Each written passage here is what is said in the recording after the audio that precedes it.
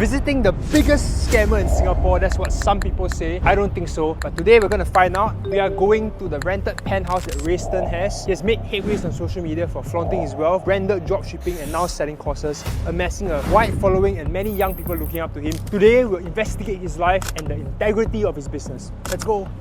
Right here.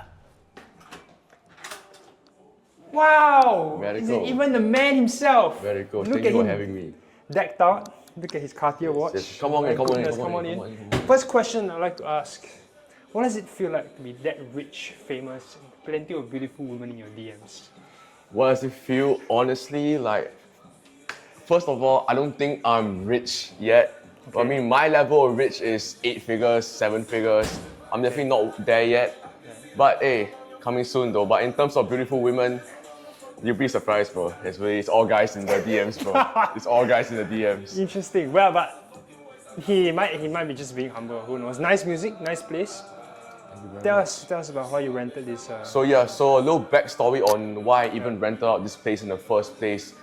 Was because I've always liked Penthouse. I've always liked high apartments, high level apartments, Right. and just like the whole view in general, right? Because I'm my own marketer, so obviously this is a good investment. So the ROI on this is very, very good as well. Of course.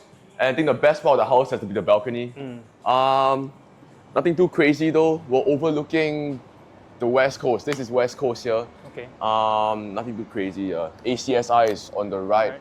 And then on the left, you can actually see Orchard right there. You dropped out at 16. Yeah, Oh, you didn't even take your O-levels, N-levels. So I did take my N-levels. So obviously I dropped out at 16, but I took my N-levels. I didn't go for 4 of my papers. I slept for 2 of my papers.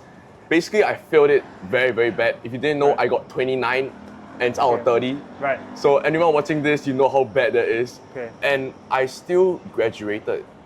So that's how I knew something wasn't quite right, you know. I didn't go for 4 of my papers, slept 2 of my papers. The only thing I passed was English.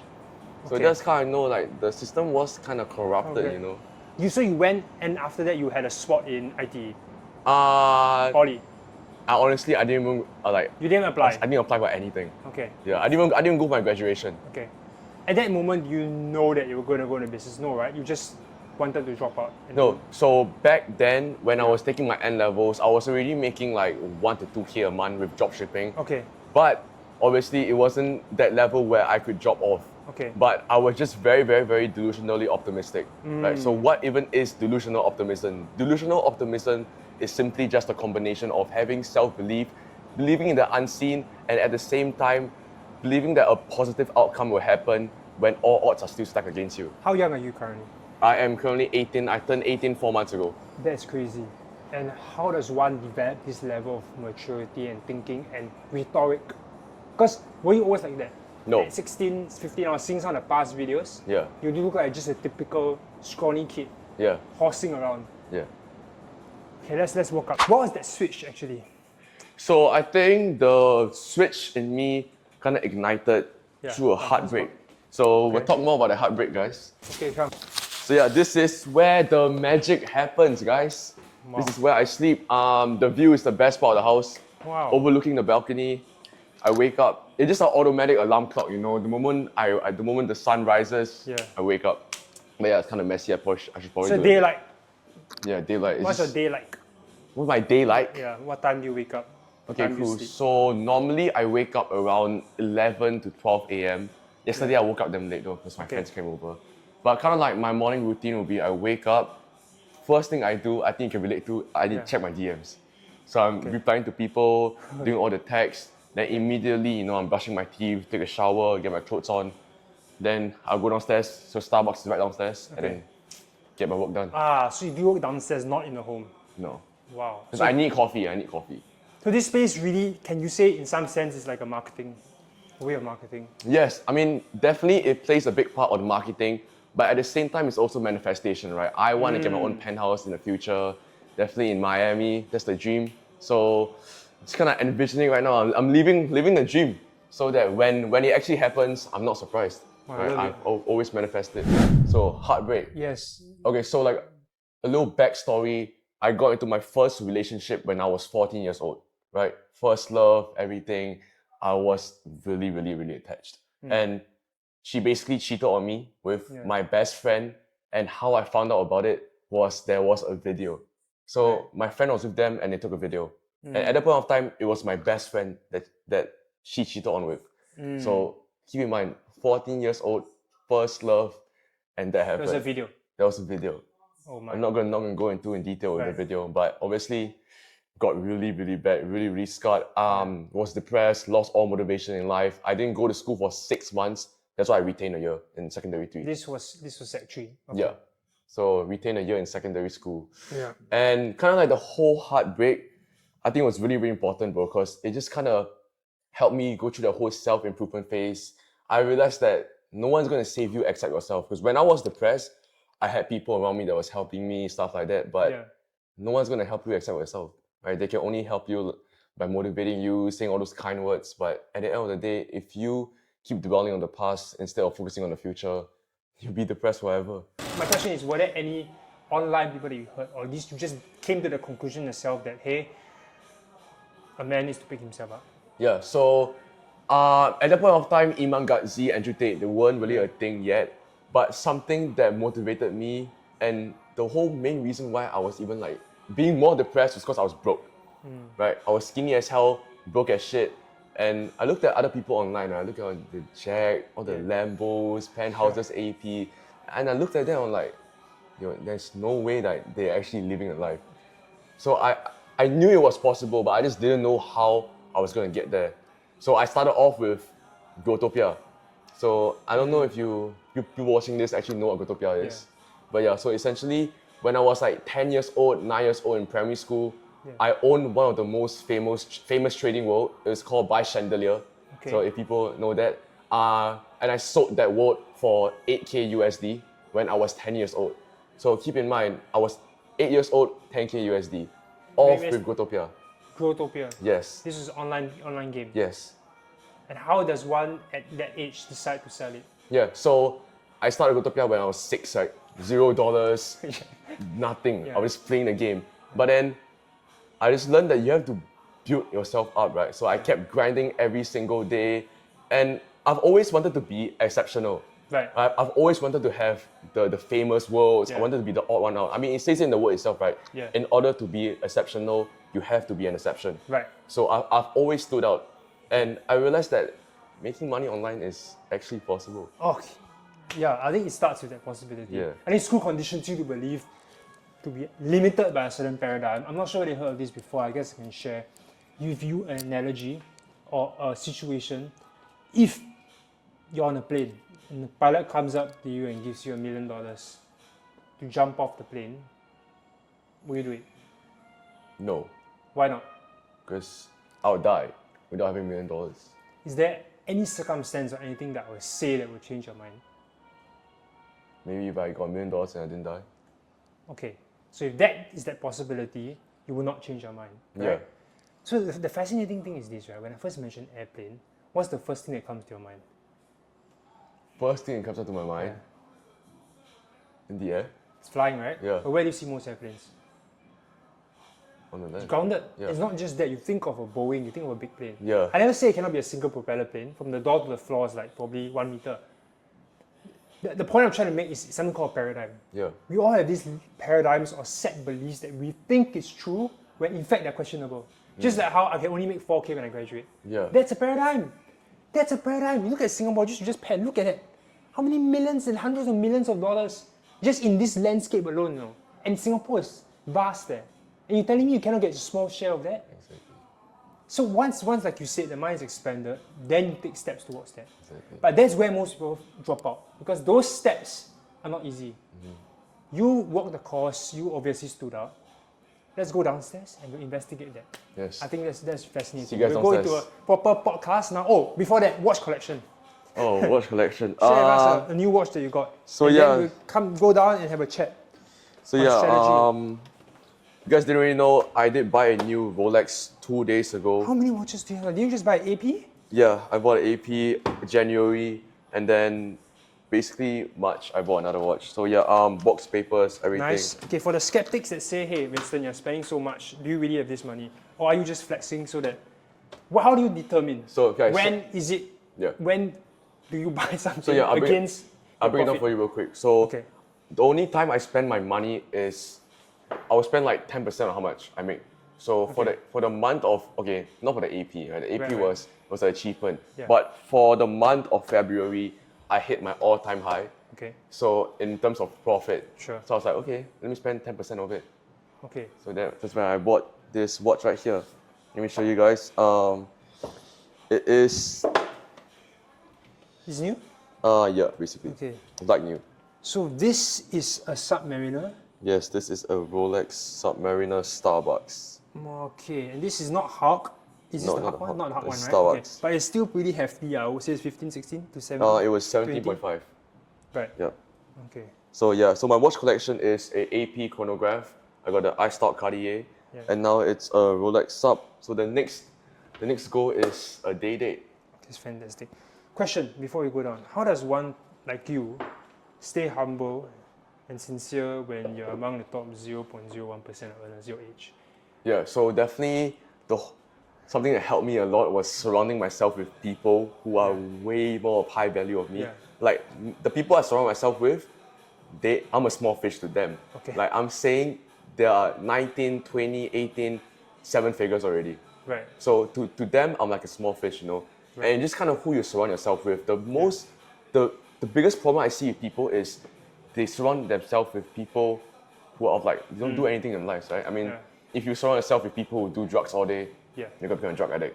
You surround yourself with people who just make money, talk about money, you're also gonna become one of them. You are a direct reflection of whoever you surround yourself with. That's amazing. The thing is that, and we can talk about that. Oh, before we talk about that, I'm just curious if we are able to debut this. I mean, you indirectly said the profit sharing by this thing.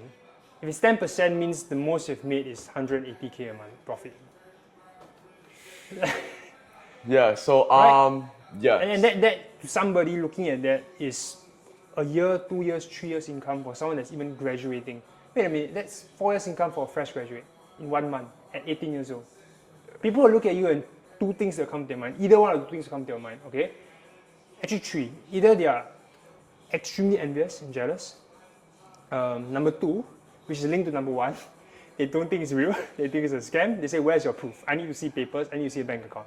The third one are people who say, fuck it. You can do it, I can do it as well. Yeah. You know what I mean? Yeah.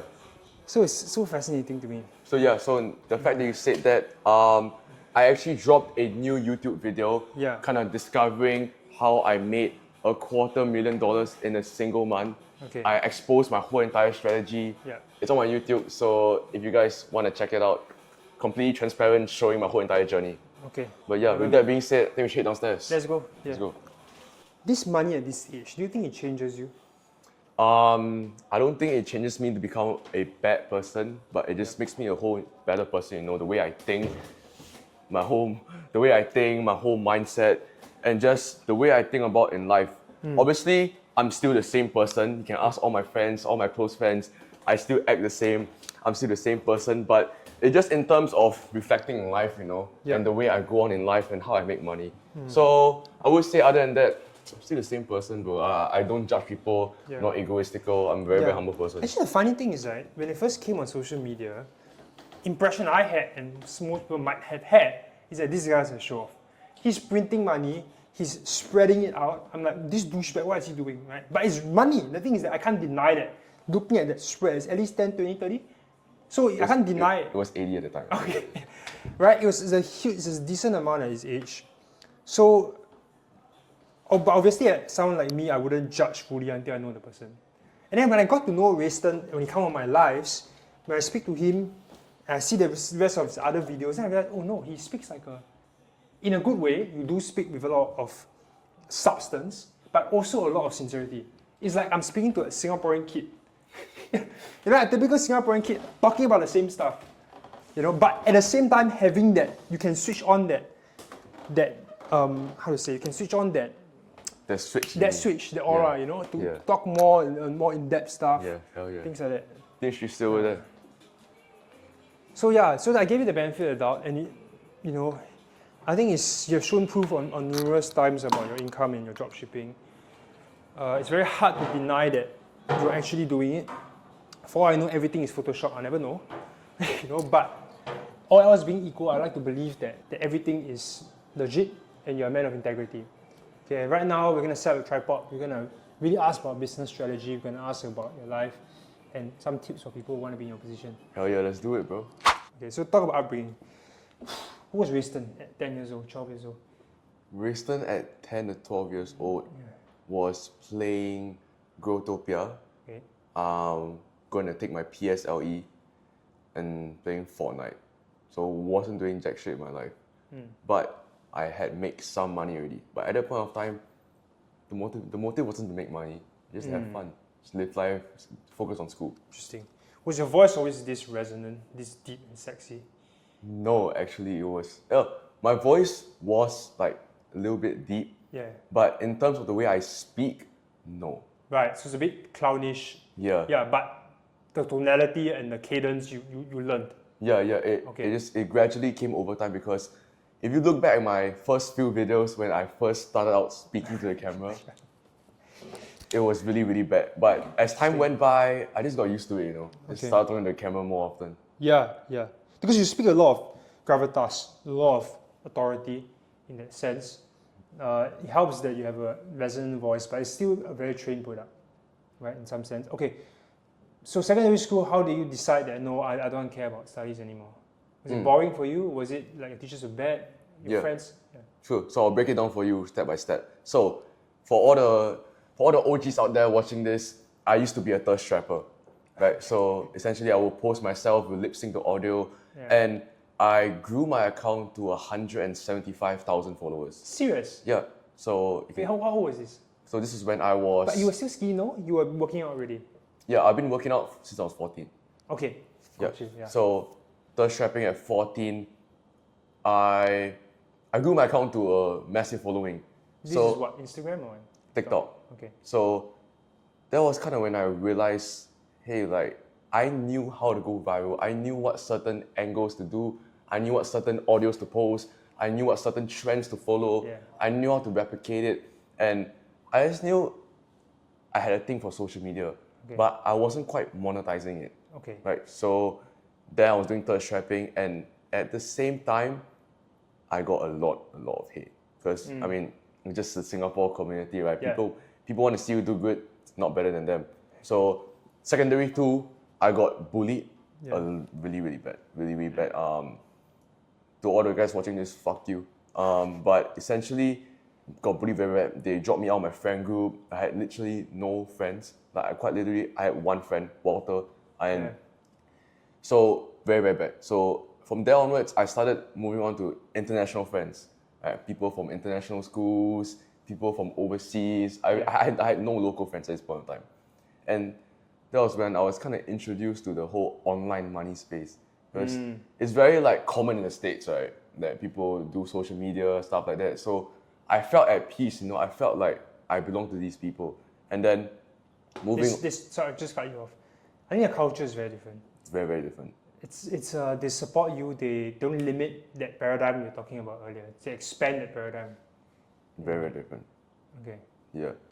But yeah, so Sec 3, that was when I first started drop shipping.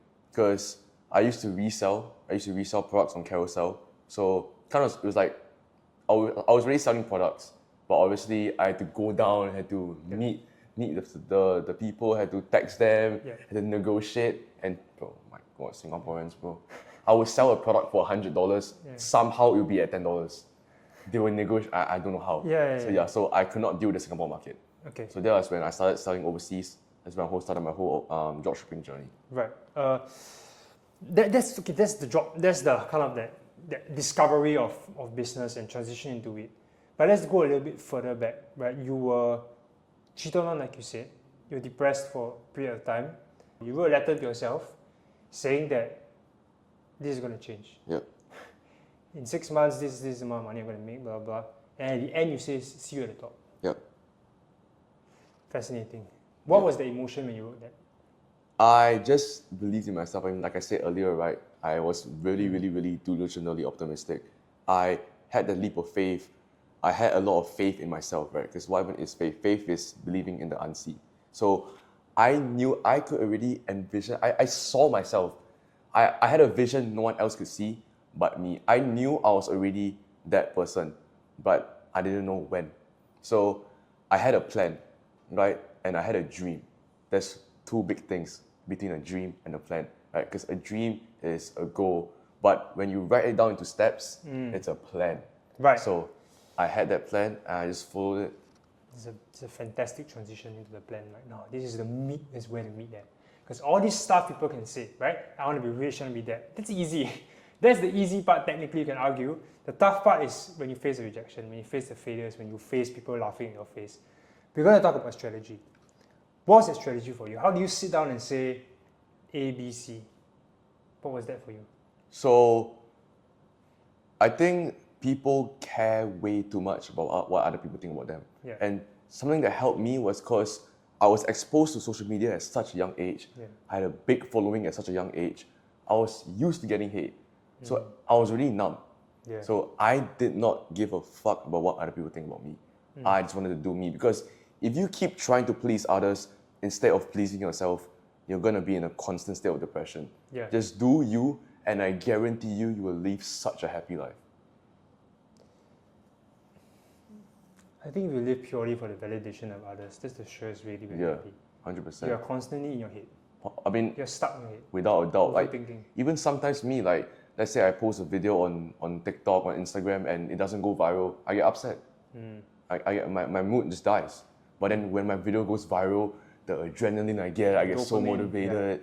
Then it just, obviously all this stuff plays a big part of your life, and it just, us human beings, we can't escape that. Okay. So obviously people can join your community. Yeah. Right? People can join and learn from you. I'm going to ask this as a skeptic, because many people have this question on their minds, right? Yeah. And they want me to be impartial in asking. Yeah. The most common argument against dropshippers or people like yourself making money online is that they make more from the course than the dropshipping itself. So there are two aspects of this.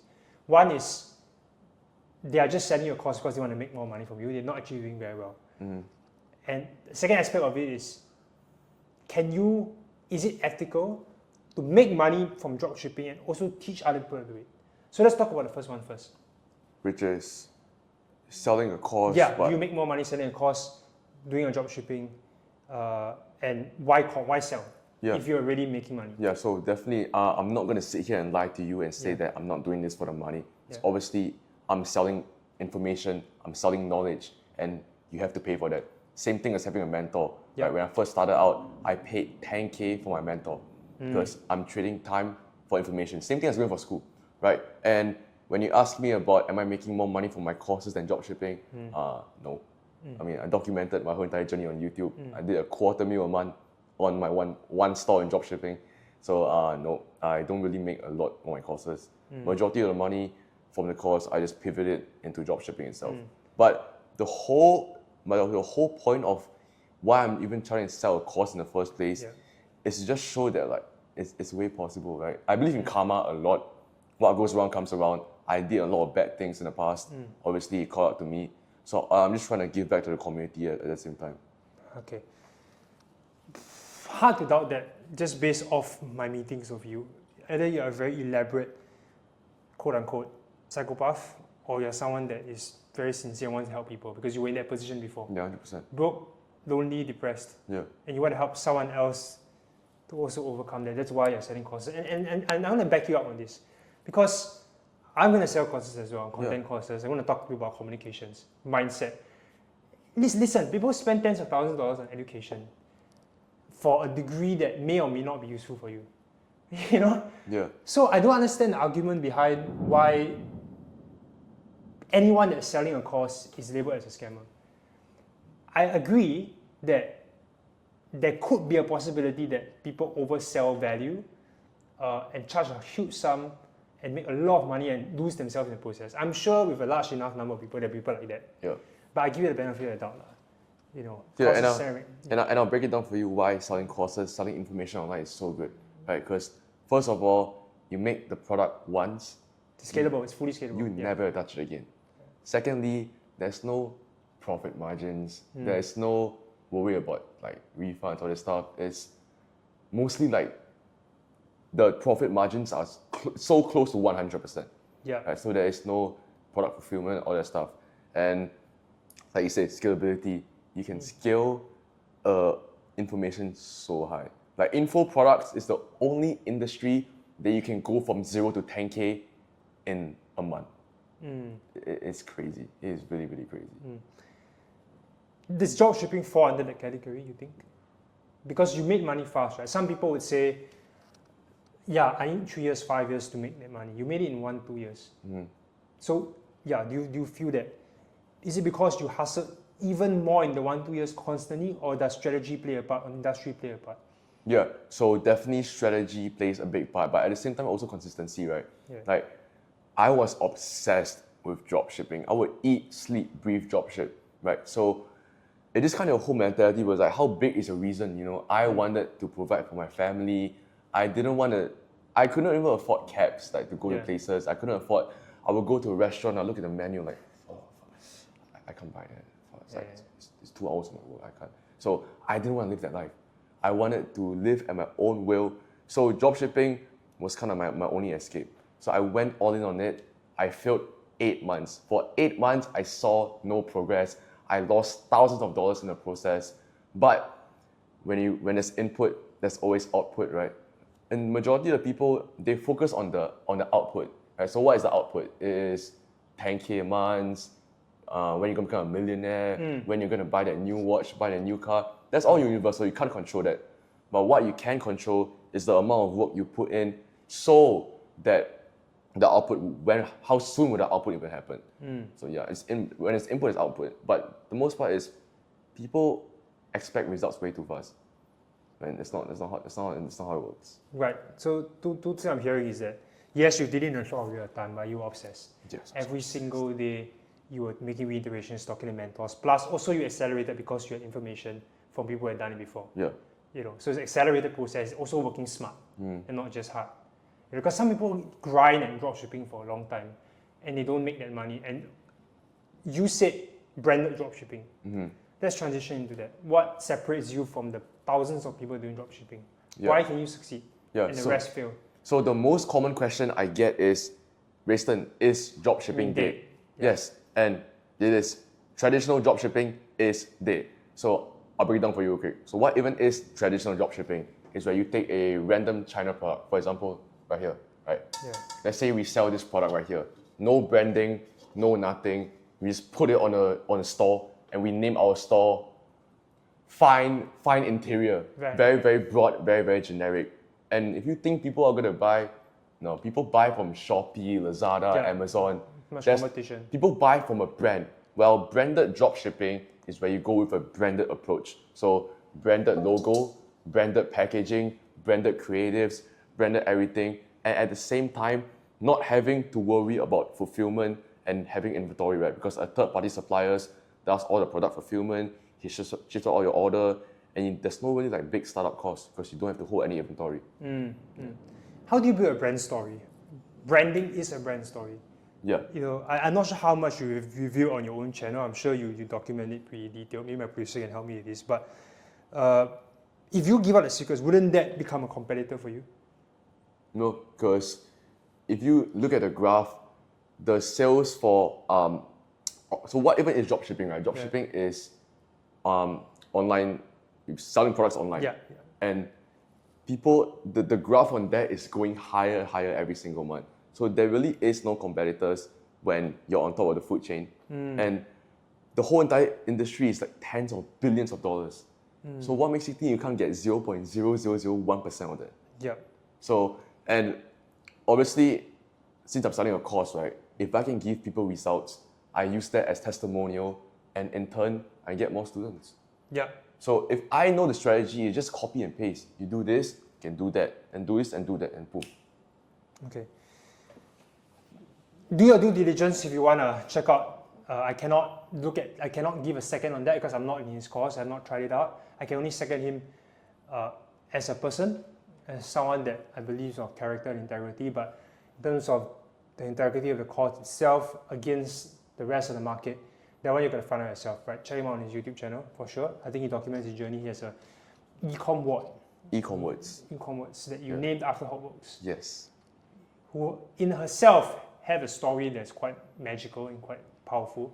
She was, her marriage had imploded and she was in a job she hated, single mom, and that pushed her to finally write a book because she had nothing left to lose. Yeah.